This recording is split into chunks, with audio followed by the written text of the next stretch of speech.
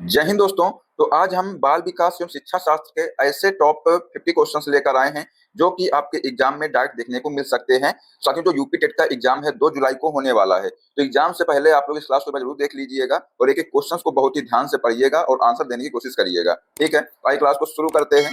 पहला क्वेश्चन है कि अधिगम का अंतर्दृष्टि सिद्धांत किसके द्वारा प्रतिपादित किया गया था, बताइए। राइट आंसर हो जाएगा वॉल्फगैंग कोहलर के द्वारा जो है यह सिद्धांत प्रतिपादित किया गया था। ठीक है, नेक्स्ट क्वेश्चन है व्यवहार का करना पक्ष डैश में आता है, बताइए। व्यवहार का करना पक्ष जो है डैश में आता है, किसमें आता है?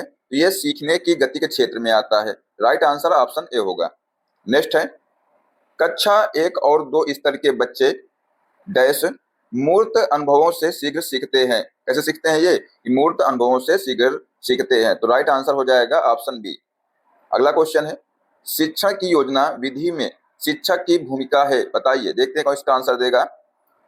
तो साथियों, शिक्षक की योजना विधि में शिक्षक की जो भूमिका है समस्या समाधान करने वाला।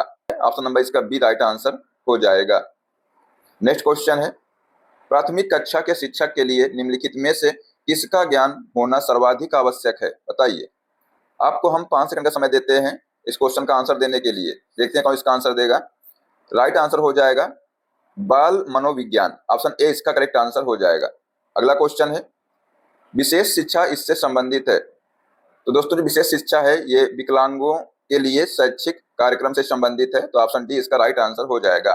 साथियों, हमने यहाँ पर 50 क्वेश्चन लिए हैं, तो देखते हैं आप लोग जो है 50 में से कितने क्वेश्चन सही कर पाते हैं। इसलिए बहुत ही अच्छे से ध्यान से क्वेश्चन पढ़ के आंसर दीजिएगा। ठीक है, अगला क्वेश्चन देखते हैं हस्तशिल्प की शिक्षा दी जानी चाहिए, तो ये जो है पिछड़े बालक को दी जानी चाहिए। राइट आंसर ऑप्शन बी होगा। नेक्स्ट है बुद्धि है। बुद्धि क्या है? एक स्वाभाविक मानसिक योग्यता है, अंगीकार करने की एक क्षमता है, सीखने की एक क्षमता है, या ये सभी? तो साथियों, जो बुद्धि है ये जो है ये सभी इसका आंसर हो जाएगा। ठीक है, नेक्स्ट क्वेश्चन है बुद्धि का एकल घटक या एकल अवयव सिद्धांत दिया था, किसने दिया था? थॉर्नडाइक ने, पावलोव ने, अल्फ्रेड बिने ने, या फ्रीमैन ने? राइट आंसर होगा अल्फ्रेड बिने ने जो है ये सिद्धांत दिया था। नेक्स्ट है व्यक्तित्व मापन की सीएटी विधि दी गई थी, बताइए। ये जो है बैलक द्वारा दी गई थी। राइट आंसर ऑप्शन बी होगा। नेक्स्ट है निम्न कक्षाओं में शिक्षण की खेल विधि आधारित है, किस पर आधारित है, बताइए। तो ये जो है ऑप्शन है इसमें शारीरिक शिक्षा कार्यक्रमों के सिद्धांत पर, शिक्षण की विधियों के सिद्धांत पर, विकास एवं वृद्धि के मनोवैज्ञानिक सिद्धांत पर, या शिक्षण के सामाजिक सिद्धांतों पर? राइट आंसर होगा विकास एवं वृद्धि के मनोवैज्ञानिक सिद्धांत पर। नेक्स्ट है विकास का वही संबंध परिपक्वता से है जो उद्दीपन का डैश से है, बताइए। परिवर्तन, प्रतिक्रिया, प्रयास, या परिणाम? राइट आंसर होगा प्रतिक्रिया। मतलब साथियों, जो विकास का वही संबंध परिपक्वता से है जो उद्दीपन का प्रतिक्रिया से है। ठीक है, नेक्स्ट है अंतर्दृष्टि यानी सूझ द्वारा सीखने के सिद्धांत में कोहलर ने प्रयोग किया था, किसका प्रयोग किया था? कुत्ते पर, वन मनुष्यों पर, बिल्ली पर, या चूहों पर? राइट आंसर होगा बेटा वन मनुष्यों पर जो है इन्होंने प्रयोग किया था। नेक्स्ट है बच्चों के सामाजिक विकास को प्रभावित करने वाले कारक हैं, बताइए। तो आंसर हो जाएगा सामाजिक परिवेश जन्य तत्व। ऑप्शन बी इसका करेक्ट आंसर होगा। तो दोस्तों, अगर आपको क्लास अच्छी लग रही हो तो चैनल सब्सक्राइब कर लीजिएगा, जो बेल आइकन उसको प्रेस कर लीजिएगा, जिससे अगली क्लास का अपडेट आपको मिलता रहेगा। ठीक है, नेक्स्ट क्वेश्चन है डिसलेक्सिया में यह करने में कठिनाई होती है, क्या करने में कठिनाई होती है? तो इसमें जो है पढ़ने और वर्तनी में कठिनाई होती है। राइट आंसर ऑप्शन ए होगा।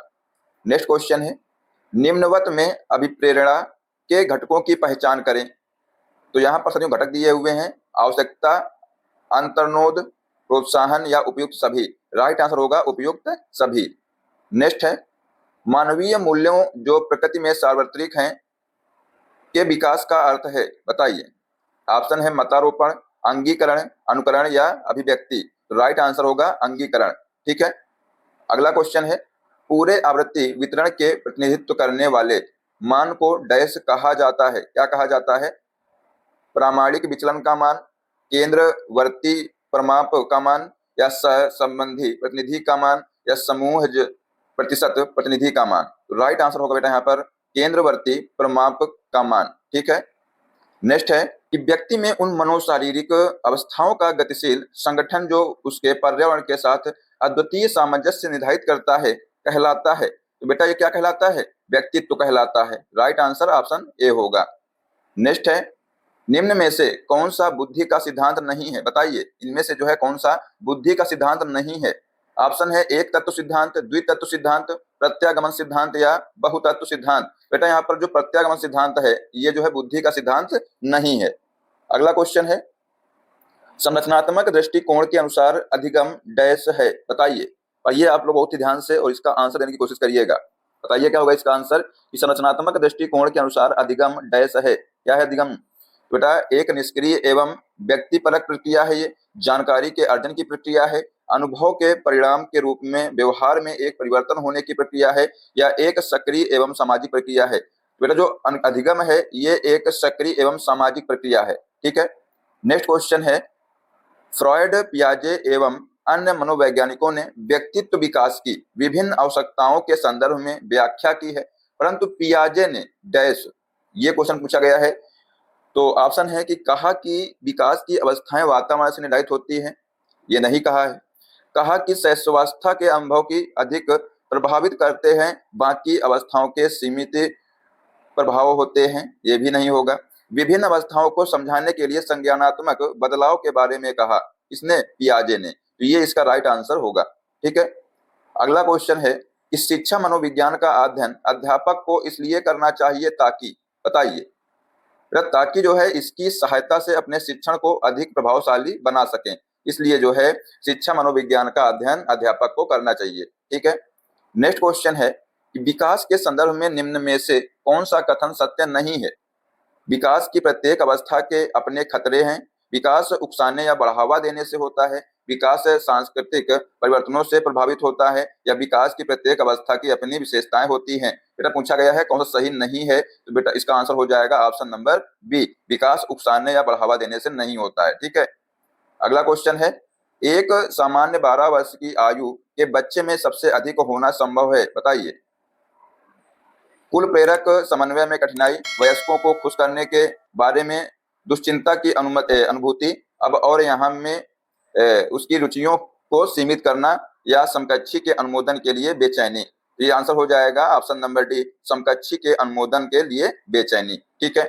अगला क्वेश्चन है, प्रेरणा निम्नलिखित में से किसकी एक कला है? ऑप्शन है कार्य योजना, रुचि पैदा करना, मस्तिष्क को नियंत्रित करना, या सिलेबस के अनुसार पढ़ाना। जो प्रेरणा है ये जो है रुचि पैदा करने की एक कला है। ठीक है। अगला क्वेश्चन है, निम्न में से कौन सा संवेग का तत्व नहीं है? बताइए जल्दी से क्या होगा इसका आंसर, पढ़िएगा ऑप्शन और इसका आंसर कमेंट करिएगा कि इनमें से जो है कौन संवेग का तत्व नहीं है। तो बेटा ऑप्शन है व्यवहारात्मक, दैहिक, संज्ञानात्मक या संवेदी। राइट आंसर हो जाएगा संवेदी जो है संवेग का तत्व नहीं है। नेक्स्ट क्वेश्चन है कि अधिगम की अवधारणा के लिए कौन सा कथन सत्य नहीं है? कथन दिए हुए हैं, देखिए जो ऑप्शन क्या है कि अधिगम व्यवहार में परिवर्तन है, अपेक्षाकृत रूप से जो है स्थायी अंतर परिलक्षित होता है, अधिगम अभ्यास द्वारा प्रभावित होता है, या अधिगम एक जन्मजात प्रक्रिया है। राइट आंसर बेटा हो जाएगा अधिगम एक जन्मजात प्रक्रिया है, यही जो है सही नहीं है। ठीक है।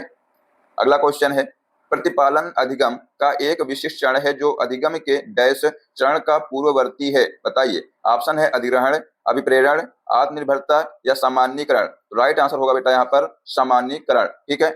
अगला क्वेश्चन है, यह अवधारणा की आक्रामकता सीखी जाती है किनके द्वारा प्रतिपादित की गई है? बताइए। ये साथियों जो है मनोशारीरिक सिद्धांतवादी के द्वारा जो है प्रतिपादित की गई है। तो राइट आंसर ऑप्शन सी होगा। अगला क्वेश्चन है, प्रत्यक्षीकरण के प्रत्यय या अवधारणा को किसने विकसित किया है? ऑप्शन है वर्दीमर, हल, वाटसन या टॉलमैन। राइट आंसर होगा वर्दीमर ने जो है वर्दीमर जो है इन्होंने प्रत्यक्षीकरण के प्रत्यय या अवधारणा को जो है विकसित किया है। नेक्स्ट क्वेश्चन है, इस शिक्षण को प्रभावित करने वाला निम्नलिखित में से कौन सा घटक शिक्षक से संबंधित नहीं है? बताइए। ऑप्शन है विषय का ज्ञान, संप्रेषण कौशल, विद्यार्थियों से जुड़ाव, संसाधनों की उपलब्धता। राइट आंसर हो जाएगा ऑप्शन डी, संसाधनों की उपलब्धता। नेक्स्ट है, ड्वाइट डब्ल्यू एलन के द्वारा कौन सी शिक्षण अधिगम विधि प्रस्तुत की गई? ये आप लोग ध्यान रखिएगा, जितने साथी वैज्ञानिक हैं इनके नाम जो है और इनकी अवधारणा को भी ध्यान रखिएगा आप लोग। ठीक है। तो इसका आंसर हो जाएगा सूक्ष्म शिक्षण जो है इनके द्वारा प्रस्तुत किया गया था। राइट आंसर ऑप्शन ए होगा।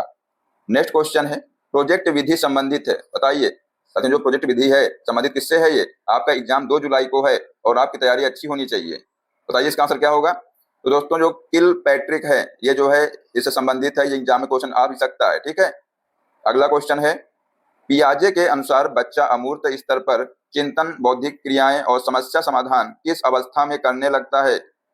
बताइए। पूर्व सक्रियात्मक अवस्था 2 से 7 वर्ष की जो होती है, मर्त सक्रियात्मक अवस्था इसकी दोस्तों जो आयु है 7 से 11 वर्ष, औपचारिक सक्रियात्मक अवस्था जिसकी आयु 11 से 16 वर्ष है, और संवेदी पेशी अवस्था जिसकी आयु 0 से 2 वर्ष है। राइट आंसर हो जाएगा ऑप्शन सी, औपचारिक सक्रियात्मक अवस्था। ठीक है, चलिए अगला क्वेश्चन देखते हैं। पूछा गया है कि उस व्यक्ति को पहचानिए जिसे अधिकांश इतिहासकार विशिष्ट शिक्षा का जन्मदाता मानते हैं। ऑप्शन है Jean Marc Gaspard Itard, Edward Seguin, Maria Montessori या उपयुक्त में से कोई नहीं। राइट आंसर हो जाएगा जीन मार्क गेस्पार्ड इटार्ड। ठीक है, नेक्स्ट क्वेश्चन है मानसिक रूप से पिछड़े बालकों के लिए निम्न में से कौन सी व्यूह रचना कार्य करेगी? बताइए यहाँ पर क्या होगा आंसर। ऑप्शन है कार्यों को मूर्त रूप से समझाना, विद्यार्थियों को लक्ष्य निर्धारित करने के लिए प्रोत्साहित करना, स्व अध्ययन के अवसर प्रदान करना या सहायता के लिए बाहर से संसाधनों को प्राप्त करना। राइट आंसर हो जाएगा यहाँ पर कार्यों को मूर्त रूप से समझाना। नेक्स्ट है कि बुद्धि अपने आसपास की समायोजन योग्यता है, कहा था, किसने कहा था? ये ऑप्शन है स्पीयरमैन ने कहा था, बीने ने कहा था, जीन पियाजे ने कहा था या इनमें से कोई नहीं। तो बुद्धि अपने आसपास की समायोजन योग्यता है, ये जीन पियाजे ने कहा था। ये भी आप लोग क्वेश्चन अच्छे से याद कर लीजिएगा, एग्जाम में देखने को मिल सकता है। अगला क्वेश्चन है बुद्धि के द्विकारक सिद्धांत का प्रतिपादन किसने किया था? ऑप्शन है बर्नन, स्पीयरमैन, थॉर्नडाइक या स्टर्न। साथियों जो द्विकारक सिद्धांत है इसका प्रतिपादन स्पीयरमैन ने किया था। ठीक है, इसको भी आपको याद करना है। ठीक है, अगला क्वेश्चन है किस परीक्षण में 10 मसीलक्ष्य या स्याही धब्बे होते हैं? तो ये साथियों रोज परीक्षण में, किसमें होते हैं? रोज परीक्षण में होते हैं। तो राइट आंसर ऑप्शन ए होगा। नेक्स्ट क्वेश्चन है विशेष रूप से जरूरतमंद बच्चों की शिक्षा का प्रबंध होना चाहिए, बताइए। ये साथियों जो है दूसरे सामान्य बच्चों के साथ होना चाहिए। तो राइट आंसर ऑप्शन ए हो जाएगा। अगला क्वेश्चन है कि पियाजे मुख्यतः डैश के क्षेत्र में योगदान के लिए जाने जाते हैं? साथियों जो पियाजे हैं ये मुख्यतः किसके क्षेत्र में योगदान के लिए जाने जाते हैं? तो ज्ञानात्मक विकास के क्षेत्र में। ठीक है, ऑप्शन बी हो जाएगा इसका। अगला क्वेश्चन है यह आवश्यक नहीं है कि उच्च बुद्धि लब्धि वाले बच्चे डैश में भी उच्च होंगे। ऑप्शन है सृजनशील, अध्ययन, विश्लेषण करने या अच्छे अंक प्राप्त करने। तो राइट आंसर हो जाएगा सृजनशील। ठीक है, अगला क्वेश्चन है निम्न में से कौन सा शारीरिक विकास का एक प्रमुख नियम है? बताइए इनमें से जो है कौन सा एक शारीरिक विकास का एक प्रमुख नियम है? ऑप्शन है मानसिक विकास से भिन्नता का नियम, अनियमित विकास का नियम या द्रुतगामी विकास का नियम, कल्पना और संवेगात्मक विकास से संबंध का नियम। राइट आंसर बताइए क्या होगा इसका। इसने इसका आंसर सी दिया है, उसका यहाँ पर राइट आंसर हो जाएगा। अगला क्वेश्चन है निम्न में से क्या समावेशी कक्षा में शिक्षक की भूमिका नहीं है? बताइए, पूछा गया है क्या नहीं है, इसलिए बोल रहे हैं कि क्वेश्चन को बहुत ही अच्छे से पढ़िएगा। अगर कहीं पर दिया होगा नहीं है तो अगर आप लोगों ने क्वेश्चन अच्छे से नहीं पढ़ा तो समझ लो उसका आंसर आप लोग गलत करके आएंगे। ठीक है, इसलिए क्वेश्चन को बहुत ही ध्यान से पढ़ना है आपको। ऑप्शन यहाँ पर है कि बच्चे की आवश्यकता के अनुरूप बैठने की जो पर्याप्त व्यवस्था करनी चाहिए, बिल्कुल सही है। शिक्षक को निःशक्त बच्चों पर ध्यान नहीं देना चाहिए, ये गलत है बेटा। ठीक है, ध्यान देना चाहिए। तो इसका राइट आंसर हो जाएगा ऑप्शन नंबर बी। पूछा गया था कौन सी भूमिका नहीं है, तो ऑप्शन बी इसका राइट आंसर हो जाएगा। अगला क्वेश्चन है कि मनोविश्लेषणात्मक सिद्धांत के प्रतिपादक थे, कौन थे? ये भी आप लोग क्वेश्चन को नोट करिएगा, इंपॉर्टेंट क्वेश्चन है ये कि मनोविश्लेषणात्मक जो सिद्धांत थे इसके प्रतिपादक कौन थे? सिगमंड फ्रायड थे। ठीक है, तो ऑप्शन ए इसका राइट आंसर होगा। अगला क्वेश्चन है अपने विद्यार्थियों को समझने के लिए एक शिक्षक में अच्छी जानकारी होनी चाहिए, कौन सी अच्छी जानकारी होनी चाहिए? बाल मनोविज्ञान की, बच्चों को समझने की प्रवृत्ति की, विषय वस्तु के प्रति विद्यार्थियों के मत की या उपयुक्त सभी की। राइट आंसर हो जाएगा ऑप्शन डी, उपयुक्त सभी की जो है अच्छी जानकारी होनी चाहिए। नेक्स्ट है निम्नांकित में कौन सी विशेषता आंतरिक रूप से अभिप्रेरित बच्चों के लिए सही नहीं है? बताइए। वे चुनौतीपूर्ण कार्य पसंद करते हैं, वे हमेशा सफल होते हैं, वे कार्य के समय आनंद अनुभव करते हैं या वे कठिन कार्यों में उच्च स्तर की ऊर्जा प्रदर्शित करते हैं। राइट आंसर हो जाएगा यहाँ पर वे हमेशा सफल होते हैं। ठीक है, तो राइट आंसर ऑप्शन बी इसका हो जाएगा। नेक्स्ट क्वेश्चन है सीखी हुई बात को स्मरण रखने या पुनः स्मरण करने की जो असफलता कहलाती है, क्या कहलाती है बेटा ये बताइए। पुनः स्मरण कहलाती है, विस्मृति कहलाती है, संवेदना कहलाती है या स्मृति कहलाती है? तो ये जो है विस्मृति कहलाती है। ठीक है, नेक्स्ट है, निम्न में से कौन सी एक अंतःस्रावी ग्रंथि नहीं है, बताइए। ऑप्शन है एड्रिनल ग्रंथि, पीयूष ग्रंथि, लार ग्रंथि या थायराइड ग्रंथि। तो राइट आंसर हो जाएगा लार ग्रंथि दोस्तों जो है ये अंतःस्रावी ग्रंथि नहीं है। ठीक है, तो दोस्तों यहाँ पर हमने आपको 50 क्वेश्चन करा दिए हैं, तो आप लोग जो है इनको अच्छे से याद कर लीजिएगा, आपके एग्जाम में यहाँ से क्वेश्चन देखने को मिल सकते हैं। अब आइए आपका एक टेस्ट लेते हैं। क्वेश्चन है कि व्यवहारवाद का जनक किसे कहा जाता है, बताइए। ऑप्शन है Kurt Lewin, E.R. Guthrie, J.B. Watson या डोनाल्ड हेब। इसका आंसर बताइए कमेंट बॉक्स में क्या होगा। देखते हैं कौन बच्चा जो है इसका आंसर दे पाता है। तो साथियों आशा करते हैं कि आपको क्लास पसंद आई होगी, और अगर आपको क्लास पसंद आई तो इसको लाइक कर दीजिएगा, साथ में दोस्तों को शेयर कर दीजिएगा, और इस प्रकार की क्लासेस देखने के लिए चैनल सब्सक्राइब कर लीजिएगा, जो बेल आइकन उसको प्रेस कर लीजिएगा, जिससे सभी क्लास का अपडेट भी आपको मिलता रहेगा। और अगर आपको पीडीएफ चाहिए तो कमेंट करके जरूर बताइएगा। ठीक है, मिलते हैं नेक्स्ट क्लास में। जय हिंद, जय भारत, वंदे मातरम।